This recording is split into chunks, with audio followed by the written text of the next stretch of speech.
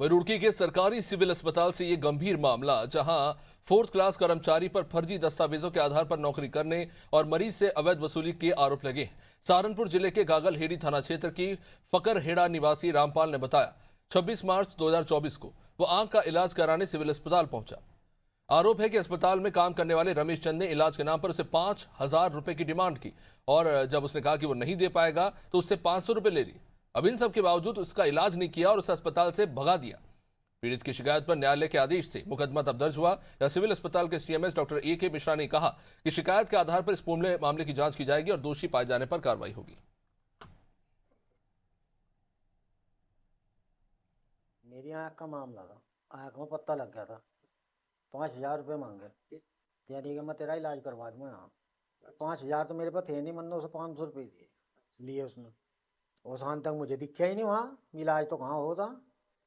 एक दो को पूछा, मैं कहा भाई कहाँ गया हो? उन्होंने कहा भाई वो तो अपने कमरे पड़ा होगा, दारू पियो। मैं पूछता पाछता गया उसके कमरे, देखा दारू पियो, दूध पड़ा।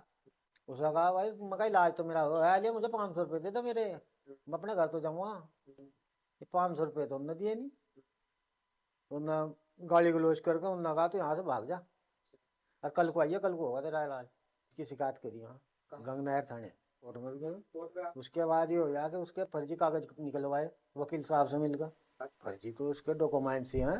हाँ हाँ, नौकरी कर रहा हो। मैं अभी अभी चार्ज लिया हूँ जनवरी महीने में सीएमएस का, तो मुझे अभी इस संबंध में कोई जानकारी नहीं है। तो मैं जानकारी लूँगा और उसके बाद जांच करा के जो भी कार्रवाई होगी वो तो करूँगा। जांच में जो भी आरोप अगर सिद्ध होते हैं तो उसके लिए उच्च अधिकारियों को कार्रवाई करने के लिए लिखा जाएगा। इस संबंध में मुझे कोई जानकारी अभी तक नहीं है कि पहले कौन है इस तरह लगा करके, लेकिन अगर मेरे कार्यकाल में कोई इस तरह का करता है तो जांच कराई जाएगी। जांच कराने के बाद अगर दोषी पाया जाता है तो उसको उसके लिए सजा दी जाएगी। हाँ हाँ, रमेश चंद यहाँ पे कार्यरत है, वो क्लास 4th में है।